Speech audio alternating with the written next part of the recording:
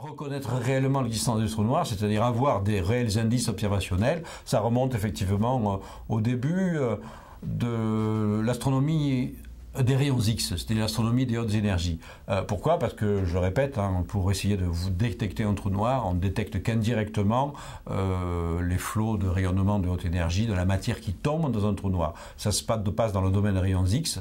Les rayons X n'arrivent pas au sol, donc il a fallu attendre l'avènement de l'astronomie spatiale, c'est-à-dire d'embarquer des télescopes à rayons X sur des ballons, des fusées et des satellites, c'est-à-dire les années 1970, pour qu'on ait enfin des candidats trous noirs. Il y a un énorme décalage entre, en fait, l'hypothèse que les trous noirs puissent exister dans l'univers, puisqu'on sait que cette hypothèse remonte très loin dans le passé, elle remonte à la fin du XVIIIe siècle, avec deux astronomes. L'un était un Anglais qui s'appelait Mitchell et l'autre était le célèbre Français Laplace. Ils avaient spéculé sur la possibilité qu'il puisse exister d'énormes astres dans l'univers, qu'ils n'appelaient pas encore trous noirs bien entendu, ils appelaient ça des astres invisibles, qui étaient tellement massifs que le champ de gravité effectivement empêchait la lumière de s'échapper.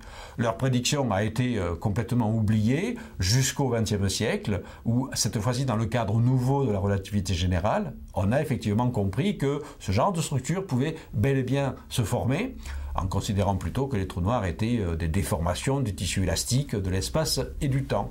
Les premiers vrais calculs théoriques montrant que les trous noirs pouvaient vraiment se former dans le cadre de la relativité générale datent de 1939. Ils sont dus au célèbre Oppenheimer, le père de la bombe atomique, qui en fait, au départ, était un très brillant astrophysicien. C'est lui qui a fait le premier calcul de l'effondrement d'un corps massif qui, à partir d'un certain stade, se déconnecterait du reste parce qu'il formerait une sorte de véritable trou dans l'espace. Après, il y a eu toute une phase où donc, des théoriciens se sont intéressés à ce phénomène-là. Donc, il y a eu une phase dans les années 1970, ça a été l'âge d'or de la théorie des trous noirs. Donc des gens comme Roger Penrose, Stephen Hawking, Brandon Carter, qui a été mon directeur de thèse dans les années 70, etc., ont été les pères vraiment de le développement de la physique des trous noirs. Et tout ça toujours en avance sur les observations réelles. Un autre grand nom, c'est John Wheeler, un chercheur américain d'une inventivité prodigieuse. C'est lui d'ailleurs qui a donné le nom de trous noirs, black hole. Auparavant, on les appelait astres invisibles, étoiles gelées, etc.